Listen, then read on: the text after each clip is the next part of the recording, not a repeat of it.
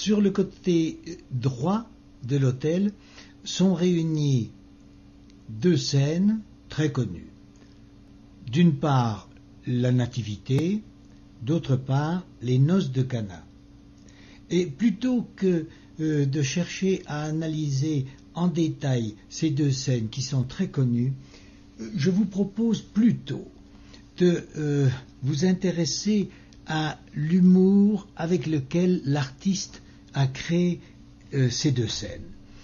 Il y a en effet un humour souriant, par exemple dans la Nativité, les anges qui sont placés de chaque côté de la scène et qui qui cherchent à voir l'enfant Jésus en écartant à droite un berger et à gauche en bousculant l'auréole de Saint Joseph.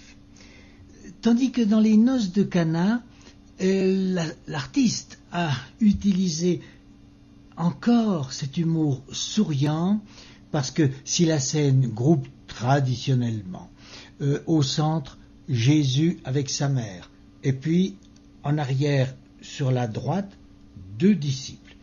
Sur la gauche, le responsable du service d'autel, H-O-T-E-L, et les deux mariés entre lui-même et la Vierge, les deux mariés qui se tournent vers lui affolés en disant « mais il n'y a plus de vin ».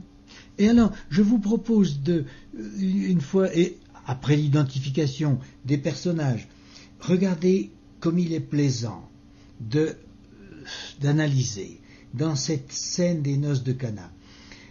Comme il est plaisant de remarquer le jeu des mains des personnages par rapport aux verres et aux amphores, dont la couleur indique s'ils sont emplis de vin ou encore vides.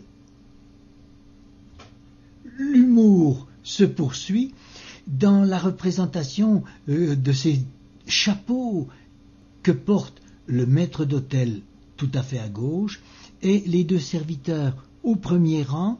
Ces trois coiffures sont caractéristiques non pas des chapeaux des cuisiniers, les grands chapeaux comme on les connaissait il y a encore 50 ou 60 ans, mais ces chapeaux ont été rétrécis et forment des espèces de petites casquettes, n'est-ce pas? Et là encore, n'est-ce pas, il faut y retrouver l'humour de l'artiste, la sœur Mercedes.